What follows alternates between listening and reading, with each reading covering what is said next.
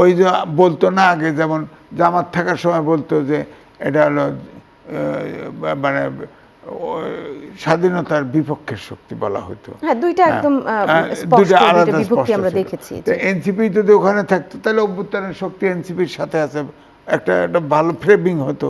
হ্যাঁ, এখন জামাতের সাথে যাওয়াতে যেটা হয়েছে যে যতই বলুক এই রাজনীতিতে ঢোকা মানে তারা হারিয়ে যাওয়ার সম্ভাবনা আছে। তাকে এমন একজন সিনিয়র আদর করে ডাকবে সে না যায় পারবে না, তারপর তাকে মোটিভেট করতে থাকবে একাধিক 10 দিন, 1 মাস, 5 মাস, তারপরে আর বিভিন্ন সুবিধা দিবে, বিভিন্ন রকমের তার যখন যেটা নিডস আছে পূরণ করবে। ওরা তো এনজিও টাইপের রাজনীতি। কিন্তু সারিয়ান সহ 30 জন তো সেই অন্ধকারের দিকে হাঁটতে চাচ্ছে না, আপত্তি তো জানিয়েছে না তারা। না, আপত্তি জানাইছে, কিন্তু মেজরিটি এনসিপিতে যেতে চেয়েছে, এই জন্য তারা এটা ছাড় দিছে। তারা তো আলাদা হয়ে যায় নাই, তারা ওই ডিসিশনে মাইনরিটি হয়ে এটা এগ্রি করে গেছে। ভাবটা তো এমনই, আমি এইটাই বুঝলাম তার কথায়। তো আমার বক্তব্য সেটা না, মেজরিটি মাইনরিটির প্রশ্ন না। এই এনসিপিটা যদি ইলেকশন করার মতো এবারে উপযোগী মনে না করে, তাদের প্রেশার গ্রুপ হিসেবে ইলেকশনে না গিয়ে থাকা উচিত ছিল। তাহলে এইটা ধরেন 2-3টে নির্বাচন যাইতো, এখান থেকে কিন্তু একটা থার্ড ফোর্স বেরিয়ে আসতো, সেই স্কোপটা থাকলো না। আমার কাছে মনে হলো যে ধরেন বিএনপিতে যদি যাইতো, কথার কথায় বিএনপিতেও তাদের রাজনীতি, ফ্রি রাজনীতি করার স্কোপ থাকতো। হ্যাঁ, স্কোপ থাকতো মানে অ্যালাউ করা হতো। সেখানে তো এটা বিএনপির ভিতরে সব থটের লোকজন আছে, চিন্তার লোকজন আছে। হ্যাঁ, তো জামাতের ভিতরে তো তা নাই, এক চিন্তা এই যে কিছু করলো না চালেন। আমি বাড়তি কথা বলি, জামাতের সেক্রেটারি বলছে আল্লাহ আমাদের তৌফিক দিয়েছে, কোরআনের আইন আমরা বদলাবো। তো আগে তো বলতো কোরআন এবং সুন্নাহর আইন না, শরিয়া আইন, সেখানে তো নাই। জামাত এখন তাদের নিজস্ব পলিটিক্স শুরু করেছে, আবার গুপ্ত রাজনীতি বহাল রেখেছে। সমস্যাটা এই জায়গায়।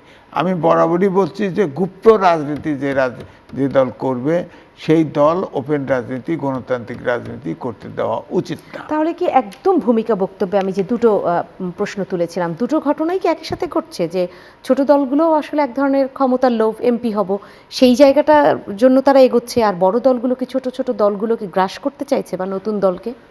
না, বড় দল গ্রাস করতে চাইছে না। আমি বললাম না, আগেই বললাম, ধরো এনসিপির একটা ব্র্যান্ড ভ্যালু আছে, অভ্যুত্থানের শক্তি, তারা আমার সাথে আছে, তার মানে আমি শক্তিশালী। তাহলে তাদের সেটা নতুন দলের ওই শক্তিটা কাজে লাগাতে চাচ্ছে, সেই শক্তিটা আমি নিলাম। আচ্ছা, কিন্তু বিষয়টা হলো, ধরেন বিএনপি যদি নিত এনসিপিকে, এটা একটা ব্র্যান্ড ভ্যালু হিসেবে তারা তাদের সাথে আছে, অভ্যুত্থানের শক্তি। তারা ওই যে বলতো না আগে যেমন জামাত থাকার সময় বলতো যে এটা হলো মানে স্বাধীনতার বিপক্ষের শক্তি বলা হতো। হ্যাঁ, দুইটা একদম দুইটা স্পষ্ট, আলাদা দুইটা বিভক্তি স্পষ্ট আমরা ছিল। দেখেছি। এনসিপি যদি ওখানে থাকতো তাহলে অভ্যুত্থানের শক্তি এনসিপির সাথে আছে, একটা একটা ভালো ফ্রেমিং হতো। হ্যাঁ, এখন জামাতের সাথে যাওয়াতে যেটা হয়েছে যে যতই বলুক এই রাজনীতিতে ঢোকা মানে তারা হারিয়ে যাওয়ার সম্ভাবনা আছে। আমরা সিনিয়র সিটিজেন হিসেবে এটাই মনে করি, বিশেষ করে মুক্তিযুদ্ধের যে রিয়েল শক্তি, আমি নিজেও মুক্তিযোদ্ধা ছিলাম, কনিষ্ঠ মুক্তিযোদ্ধা, তো তারা হারায় যাবে অভ্যুত্থানের শক্তি, এটা আমাদের আকাঙ্ক্ষা। কারণ আমিও 54 বছরে বঞ্চিত, আপনি সেটা চাচ্ছেন না যে তারা, মুক্তিযুদ্ধে যা আকাঙ্ক্ষা করেছি এই 24 সালে কিন্তু ভার্চুয়ালি তাই করছি, 90তেও তাই চেয়েছে, সব জায়গায় ব্যর্থ। আমরা অভ্যুত্থানের শক্তির কাছে প্রত্যাশা করেছিলাম এই বঞ্চনার থেকে আমি বোধহয় খুব